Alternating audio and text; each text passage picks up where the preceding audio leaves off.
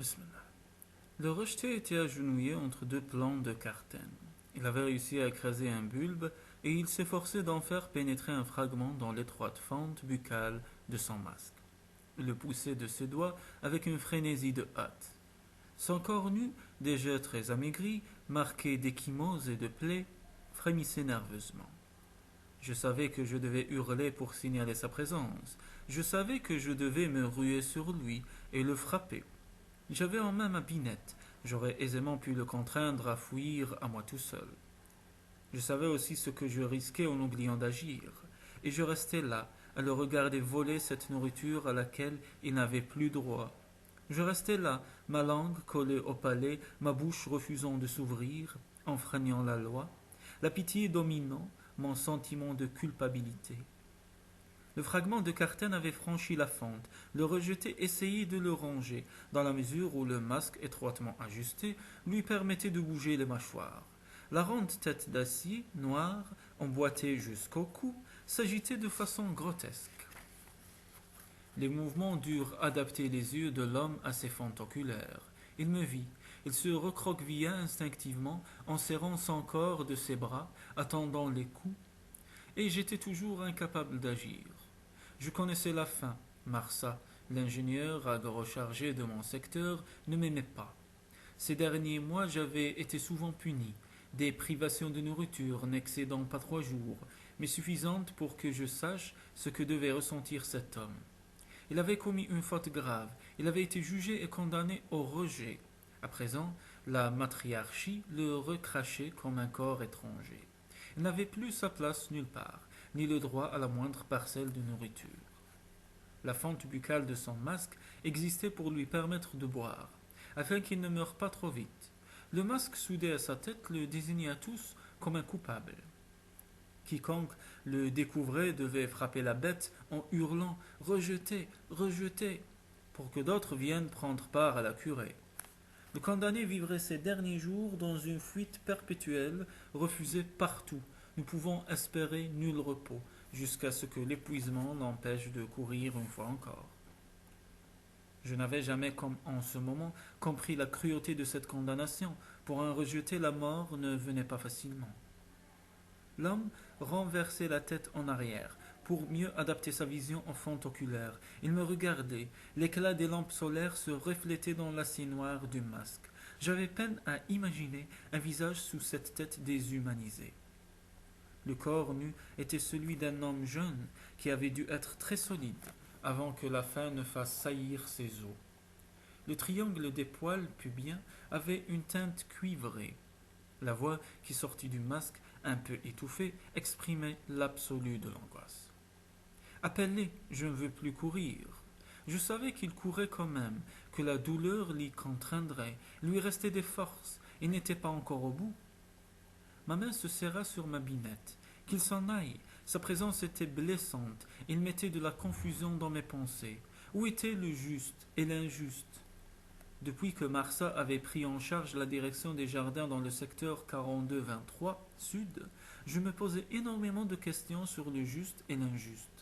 Une de plus, à présent, était une de trop. Je ne voulais pas réfléchir ainsi. Sans que je n'en aie vraiment conscience, ma main se desserra. Au lieu de frapper, je demandai Qu'as-tu fait? Avant la réponse, sortit du masque ce qui pouvait être un rire ou un sanglot. L'ingénieur Mecca de mon secteur m'a choisi pour l'accouplement, et je lui ai déplu. La similitude de situation me fit rugir. Tu mens, tu n'as pas pu être condamné au rejet pour ça. Marsa avait commencé à me punir souvent à la suite d'une nuit d'accouplement ratée. Les épaules du rejeté se soulevèrent, et la tête d'acier noir bougea. Oh, bien sûr, je n'ai pas été condamné pour ça. Je m'occupais du réseau de ventilation dans le secteur 54-36 Est. Un aérateur est tombé en panne dans la nurserie des filles. Un bébé est mort. On m'a accusé de négligence criminelle. Mais tu as mérité ton condamnation alors. Je l'aurais mérité si je n'avais pas vérifié cet aérateur le matin même, et si je n'avais pas vu Jackie s'en occuper après moi. Jackie? Mon ingénieur Mecca. Tu mens, criai-je, tu mens. Les vents d'aération bruissant dans les cartaines scandaient l'accusation. Il mentait, grande mère, il mentait. mais au fond de moi-même, je devais bien admettre qu'il ne mentait pas. Ces femmes, ces maudites femmes, qui nous dirigeaient, qui avaient tous les droits et qui trichaient. Le juste et l'injuste, mais il n'y avait jamais eu de justice, jamais, pas pour ceux qui naissaient dans une peau de mâle. L'avais-je assez regretté durant l'enfance? J'aurais voulu apprendre et je n'avais pas droit aux études. L'ingénieur agro Marsa ordonnait dans les jardins du secteur 42-23 Sud et elle n'aimait pas les plantes, elle ne les comprenait pas. Toute cette science qu'elle avait pu acquérir ne lui servait à rien. Elle commettait sans cesse des erreurs et en rejetait la faute sur nous, les jardiniers, qui n'avions d'autre possibilité que nous taire et obéir. Mais voyons, le vieux Victo en savait plus sur la culture que Marsa n'en apprendrait jamais. Sans le moindre adjuvant chimique, il aurait fait pousser les plants magnifiques, alors que les meilleurs engrais ne suffisaient pas pour que Marsa obtienne mieux que des avortants. Le rejeté poussait dans sa fente buccale un autre fragment de bulbe. Quelque sens inconnu né de son existence traquée lui faisait comprendre qu'il n'avait rien à craindre de moi. Ma décision naquit sans que j'aie eu à la calculer. Elle était l'aboutissement d'une longue suite de questions sans réponse, d'une accumulation de rancœur. Une fleur de révolte commençait à pousser. Avait-on jamais vu une femme porter le masque du rejet? Je suis venu au travail tôt, dis-je, parce que j'avais pris ce matin du retard dans ma tâche, mais les autres vont bientôt arriver. Il faut que tu te caches avant. Voyons, ou ne te fatigue pas, je connais tous les couloirs de ventilation. C'est là que j'ai vécu depuis ma condamnation. Il y a des postes d'eau, je n'en sors que pour essayer de trouver à manger. Le risque est grand. J'ai été surpris et battu plusieurs fois. Tu ne seras plus surpris, je m'arrangeai pour te nourrir. Je te trouverai aussi une scie à métaux pour que tu puisses retirer ce masque. Grande mère, pourquoi ferais-tu cela pour moi? Parce que je les hais, elles, les femmes. Oui, dit-il, oui, moi aussi je les hais, toujours haï, toujours. En cet instant, un courant de fraternité se nouait entre lui et moi. Pourquoi les femmes avaient-elles tous les avantages et nous aucun? Notre appartenance au sexe mâle suffisait à nous unir. Je l'aiderais si j'y pouvais quelque chose. Il vivrait. Mais tant pis pour le risque. Tant pis pour moi si j'étais assez sot ou malchanceux pour me faire prendre à Eddie un rejeté. Pour la première fois, une occasion m'était donnée d'agir au lieu de remâcher mes rancunes. Pourquoi cet homme-là aurait-il dû mourir parce qu'une de ces maudites femelles ne l'avait pas trouvé assez bon amant? Comment t'appelles-tu? Demanda la voix assourdie par le masque. Gerd. Moi c'est Maury. Et merci Gerd. Merci. Je serrai une longue main maigre, momifiée par la disparition de la chair. Où puis-je se retrouver? Le couloir de ventilation, à gauche de l'entrée de ce jardin. Frappe 4 petits coups sur le panneau mobile. Tu viendras? Sans le formuler en mots, la voix suppliante disait « Ne m'abandonne pas, pas après m'avoir rendu l'espoir. Je viendrai. » Cette promesse-là ne pouvait pas être mise en doute. Il le comprit et l'accepta comme elle était donnée avec foi. Je fouillai ma poche et offris mon mouchoir à Maury. Ramasse ce bulbe, n'en laisse pas une miette, il ne faut pas laisser de traces. En attendant que je puisse t'apporter mieux, tu pourras toujours en manger un peu. Je récupérai la tige ligneuse et la brisai pour l'enfouir dans mon sac à déchets. Si Marsa remarquait l'absence de cette plante dans la rangée, je prendrais la faute à mon compte et avouerais l'avoir abîmée d'un coup de binette maladroit, ce qui ne me vaudrait jamais qu'un ou deux repas à sauter, donc de la nourriture supplémentaire à voler. En acceptant d'aider un rejeté, j'entrais dans l'illégalité. En ce domaine, je n'avais plus à me soucier de gradation. Pars, Maury, dis-je. Veille à rester dissimulé dans les plantes jusqu'au bout. Il s'éloigna, courbait sa tête d'acier noir, frottant sur les feuilles. Sa position faisait ressortir la maigreur de ses fesses. Il disparut dans l'épaisseur des cartaines. Je commençai à biner ma rangée, soigneusement. Je me demandais une fois de plus d'où venaient les mauvaises herbes. Régulièrement, elles sont impitoyablement arrachées. Personne ne les plante, et elles sont là quand même, et reviennent toujours quoi que l'on fasse. Victo disait qu'elle était apportée par les vents d'aération, et qu'elle venait de l'Arly. L'Arly, un mot sans signification, une légende contée par les vieux aux apprentis, avec bien d'autres. Comme les mauvaises herbes, les légendes se perpétuent, malgré les efforts des femmes pour les déraciner.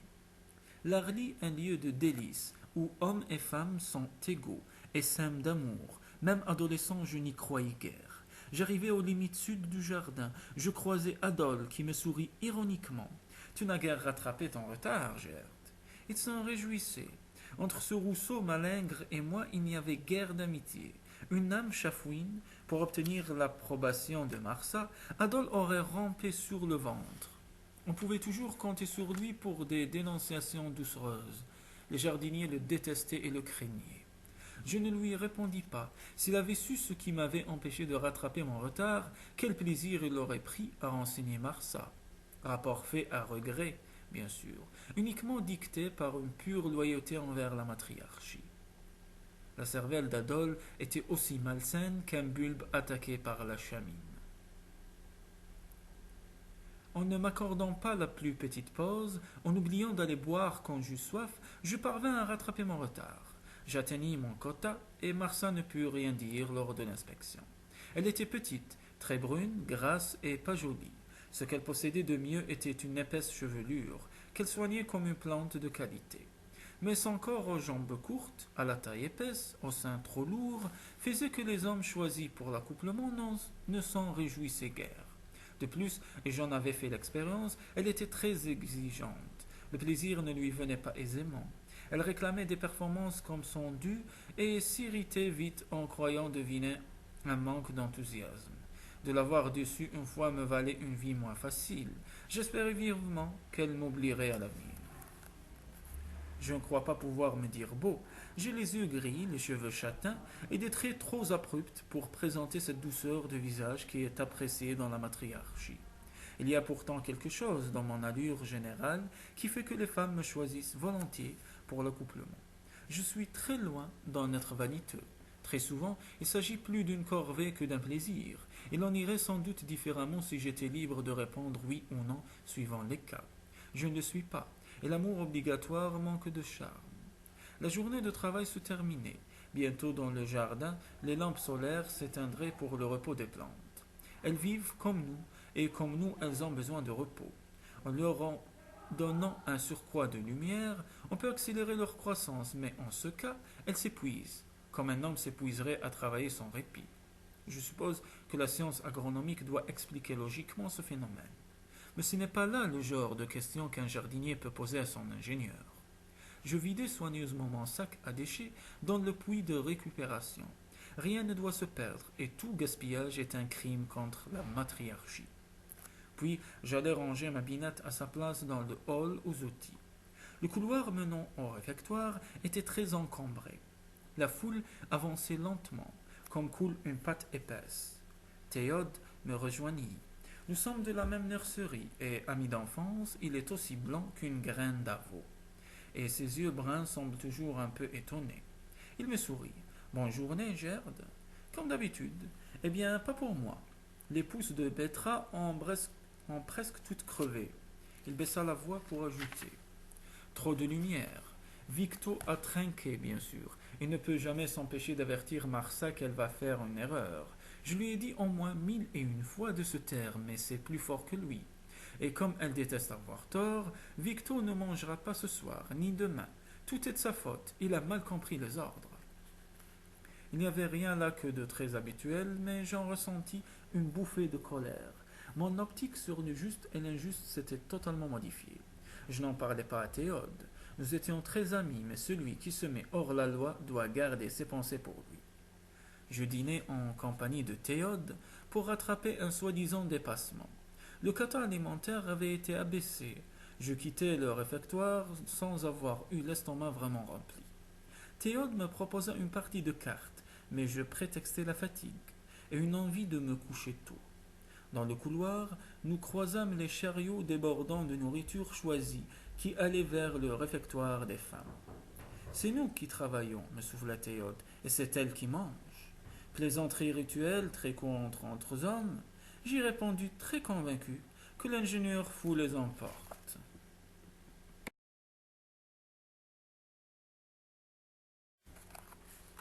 Durant la nuit, lorsque tout dans la matriarchie fut sommeil et silence, je me relevai pour devenir voleur.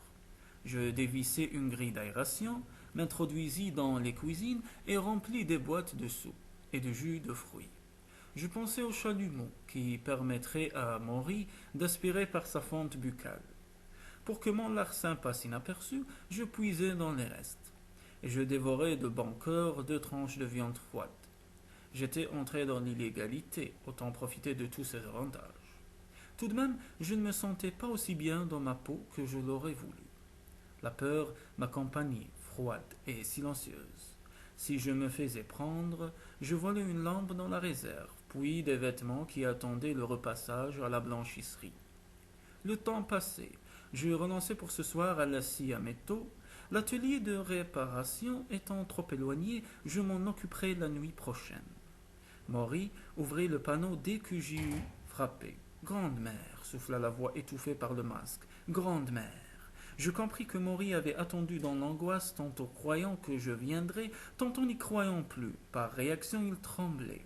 Et je sus qu'en commettant mes premiers crimes contre la matriarchie, j'avais choisi le juste.